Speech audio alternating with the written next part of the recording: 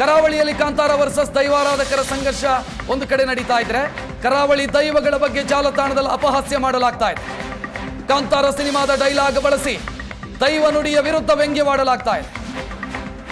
ದೈವ ಹೇಳಿದ್ದ, ದೈವನ ಅರ್ಥಕ ಹೇಳಿದ್ದ ಅಂತ ಅಪಹಾಸ್ಯ ಮಾಡುವಂತ ಕೆಲಸಗಳಾಗ್ತಿದೆ. ಕಾಂತಾರ ಸಿನಿಮಾದ ಡೈಲಾಗ್ ಅನ್ನು ಬಳಸಿ ದೈವ ನುಡಿ ವಿರುದ್ಧ ವ್ಯಂಗ್ಯವಾಡ್ತಿದ್ದಾರೆ ಕೆಲವರು. ಪಿಲ್ಚಂಡಿ ದೈವದ ನುಡಿಯ ಬಗ್ಗೆ ಸಾಮಾಜಿಕ ಜಾಲತಾಣದಲ್ಲಿ ಅಪಹಾಸ್ಯ ಮಾಡಲಾಗ್ತಾ ಇದೆ. ದೈವಾರಾಧಕರಿಗೆ ನಿನ್ನೆ ದೈವ ಅಭಯ ಕೊಟ್ಟಿತ್ತು, ಅದಕ್ಕೆ ಕೆಲವರು ಕಮೆಂಟ್ ಹಾಕ್ತಿದ್ದಾರೆ.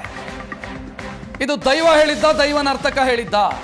ಅಂದ್ರೆ ನಂಬಿಕೆಯನ್ನೇ ಪ್ರಶ್ನೆ ಮಾಡುವಂತ ಕೆಲಸಗಳಾಗ್ತಿದೆ, ಮೂಲ ನಂಬಿಕೆಗಳನ್ನೇ ಪ್ರಶ್ನೆ ಮಾಡುವಂತ ಕೆಲಸಗಳಾಗ್ತಿದೆ ಅನ್ನೋ ಆರೋಪಗಳು ಕೇಳಿ ಬರ್ತಾ ಇದೆ. ಪೋಸ್ಟ್ ಗಮನಿಸ್ತಾ ಇದ್ದೀರಿ, ಆ ಪೋಸ್ಟ್ಗೆ ಬಂದಂತ ಕಮೆಂಟ್ಗಳು ಕೂಡ ಅದೇ ರೀತಿಯಲ್ಲಿದ್ದಾವೆ. ಪೆರಾರದಲ್ಲಿರುವಂತ ಪಿಲ್ಚಂಡಿ ದೈವಸ್ಥಾನ ಏನಿದೆ, ಅದನ್ನು ನ್ಯಾಯ ತೀರ್ಮಾನದ ಜಾಗ ಅಂತ ಕರೀತಾರೆ ದಕ್ಷಿಣ ಕನ್ನಡ ಜಿಲ್ಲೆಯಲ್ಲಿ. ಅಲ್ಲಿ ಕೊಟ್ಟಂತ ನುಡಿಯನ್ನ ಕೂಡ ಅಪಹಾಸ್ಯ ಮಾಡಲಾಗ್ತಾ ಇದೆ. ಮಾತನಾಡೋದಕ್ಕೆ ವಜ್ರದೇಹಿ ಶ್ರೀಗಳು ರೆಡಿ ಇದ್ದಾರೆ. ವಜ್ರದೇಹಿ ಶ್ರೀಗಳೇ, ಗಮನಿಸಿದ್ರಿ ಅಂತ ನಾನು ಭಾವಿಸ್ತೀನಿ. ಎಲ್ಲಿಂದ ಎಲ್ಲಿಗೋ ಹೋಗ್ತಾ ಇದೆ ಇದು. ಗಮನಿಸಿದ್ದೇವೆ. ಪೆರಾರದ ನುಡಿಯನ್ನ ಕೂಡ ಅಪಹಾಸ್ಯ ಮಾಡಲಾಗ್ತಾ ಇದೆ. ಪಿಲ್ಚಂಡಿಯ ನುಡಿ ಅಂತಂದ್ರೆ ನ್ಯಾಯ ತೀರ್ಮಾನ ಅಂತ ಲೆಕ್ಕ ನಿಮ್ ಭಾಗದಲ್ಲಿ. ಹೌದು, ಅಂದ್ರೆ ನುಡಿಯಲ್ಲೂ ಕೂಡ ದೈವ ಯಾರಿಗೂ ನೋಯಿಸಲ್ಲ. ನೋಡಿ, ಎರಡು ಕಡೆಯೂ ವಿವಾದಗಳು ಬಂದಾಗ ದೈವ ಬಗೆಹರಿಸಿದ. ತುಂಬಾ ತಾಯಿಯಂತೆ ನುಡಿ ಕೊಡುವುದು ದೈವ. ನಮ್ಗೆ ದೈವ ತಾಯಿ, ಅಪ್ಪ ಅಲ್ಲ, ನಮ್ಮ ಅಪ್ಪ ಅಲ್ಲ, ಅಮ್ಮ ನಮ್ಗವಳು. ಹಾಗಾಗಿ ಅಮ್ಮ ತುಂಬಾ ನಮ್ಮನ್ನ ಮೈದಡವಿ ನುಡಿ ಕೊಡುವವಳು, ಎಲ್ಲಿ ವಿವಾದ ಆಗದಂತೆ ನೋಡುವವಳು ಅವಳು. ಈಗ ಅಲ್ಲಿ ಎಲ್ಲ ಬಂದ ನುಡಿಗಳೆಲ್ಲ ಸ್ವಲ್ಪ ವಿಪರೀತ ಅಂತ ಅನ್ನಿಸ್ತದೆ. ಹಾಗೆಲ್ಲ ಬರಬಾರ್ದು, ಅದು ಮಣ್ಣಿಗೆ ಕೆಡಕ ಆಗಬಾರದು. ನಾವು ಬಹಳ ವರ್ಷಗಳಿಂದ ಈ ವಿಷಯಗಳ ಬಗ್ಗೆನೇ ಜಿಜ್ಞಾಸೆ ವ್ಯಕ್ತಪಡಿಸ್ತಾ ಇದ್ದೇವೆ. ದೈವದ ಕೊಡಿಯಾಡಿಯಲ್ಲಿ ನುಡಿ ಕೊಡೋರು ಹೆಂಗ್ ಕೊಡಬೇಕು ಅಂತ ನಾವು ಹೇಳೋದಕ್ಕಾಗತ್ತಾ ಶ್ರೀಗಳೇ? ಅಲ್ಲ ಅಲ್ಲ ಅಲ್ಲ ಅಲ್ಲ ಈಗ ದೈವ ನುಡಿ ಕೊಡುವವರು ಹೇಗೆ ಕೊಡಬೇಕು ಅನ್ನುವುದನ್ನ ನಾವು ಕೊಡ್ಲಿಕ್ಕೆ ಆಗೋದಿಲ್ಲ. ಆದರೆ ಮಣ್ಣಿನ ತೂಕ, ಹಿಂದೆ ನಾವೇನಾದ್ರೂ ದೂರು ಕೊಟ್ರೆ ಧರ್ಮವನ್ನ ಅವಲೋಕನ ಮಾಡಿ ದೈವ ಏನ್ ಹೇಳ್ತದೆ ಗೊತ್ತಾ? ಅರೆತಿನಾಯನ ತಿನ್ಪಾವೆ, ಅರೆತಿನಾಯನ ಪರ್ಪಾವೆ, ಮೊರೆತಿನಾಯನ್ ತಿನ್ಪಾವೆ. ಇದು ಧರ್ಮದ ನುಡಿ.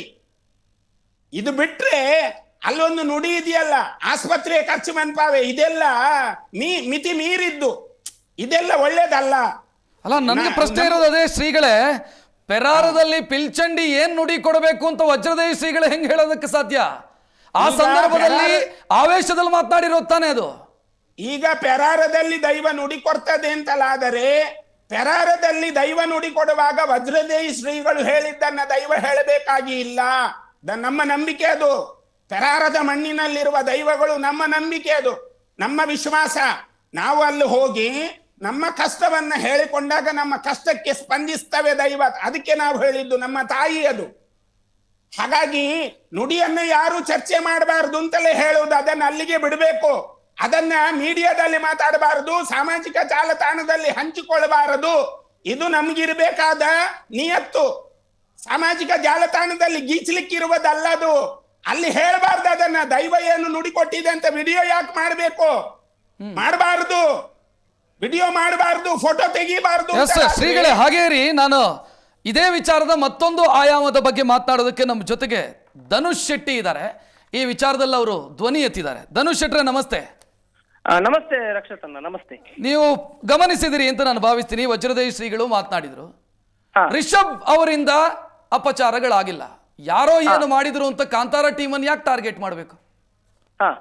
ಯಾಕೆ ಮಾಡಬೇಕು? ನೋಡಿ, ಈ ಕಾಂತಾರ ಟೀಮ್ ಅನ್ನು ಯಾವುದೇ ಕಾರಣಕ್ಕೂ ಟಾರ್ಗೆಟ್ ಮಾಡುವಂತ ವಿಚಾರವೇ ಇಲ್ಲ.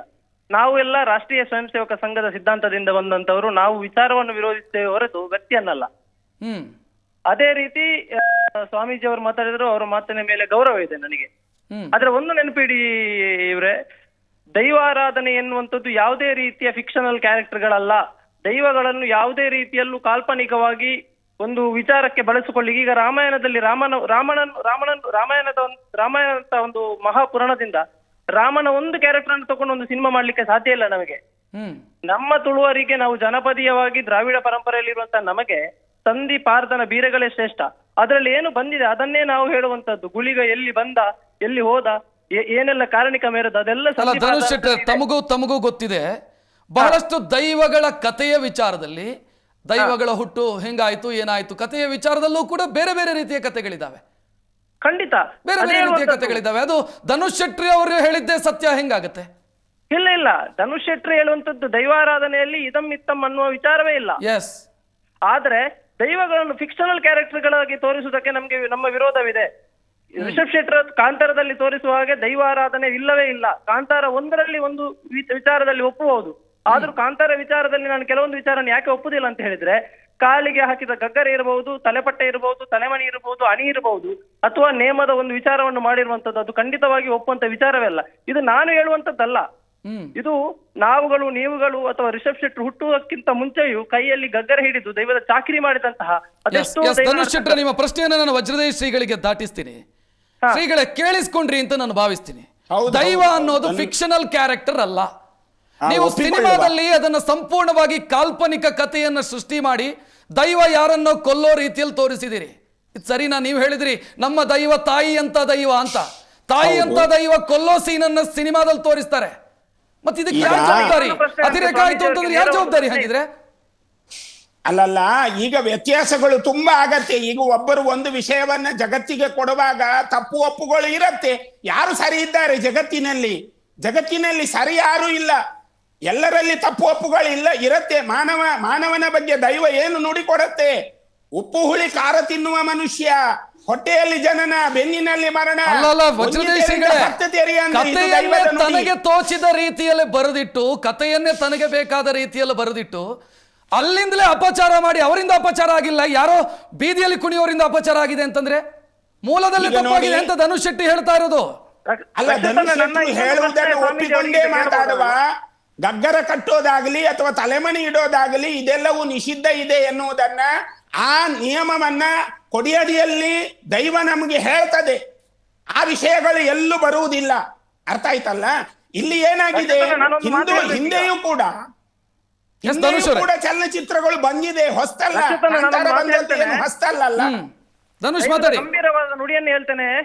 ದೈವ ಹೇಳ್ತದೆ, ಈ ಮನ್ನೆಡು ಕಾರಿಗೆ ಗಗ್ಗರ ಮೋನೆಗೆ ಬಣ್ಣ ಕೈಟ್ ಪತ್ತರೆ ಗಗ್ಗರ ಕೈಟ್ ಪತ್ತರೆ ಕಡ್ಸಲೆ ಮನಿ ಕೈಕೊರ್ರೆ ಜೀತಿಗೆ ಎಂಕ್ ಅವತ್ತಂದು ಈ ಮನ್ನೆಡು ನೆಗಪರ ಬಲ್ಲಿಂದು ಅದೆಷ್ಟೋ ತುಳುನಾಡಿನ ಧರ್ಮ ದೈವಗಳ ರಾಜನ್ ದೈವಗಳ ಮಣ್ಣಿನಲ್ಲಿ ಇವತ್ತಿಗೂ ನಾಟಕ ನಡೆಯುವುದಿಲ್ಲ, ಯಕ್ಷಗಾನ ನಡೆಯುವುದಿಲ್ಲ. ಅಷ್ಟು ಗಂಭೀರತೆ ಇರುವಂತಹ ಕೆಲವೊಂದು ದೈವಾರಾಧನೆ ಇರುವಂತದ್ದು.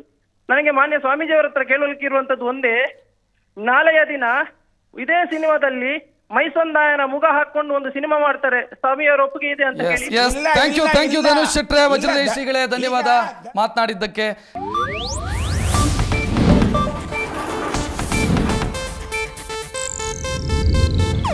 ಇದು ಏಷ್ಯಾನೆಟ್ ನ್ಯೂಸ್ ನೆಟ್ವರ್ಕ್ ಪ್ರಸ್ತುತಿ.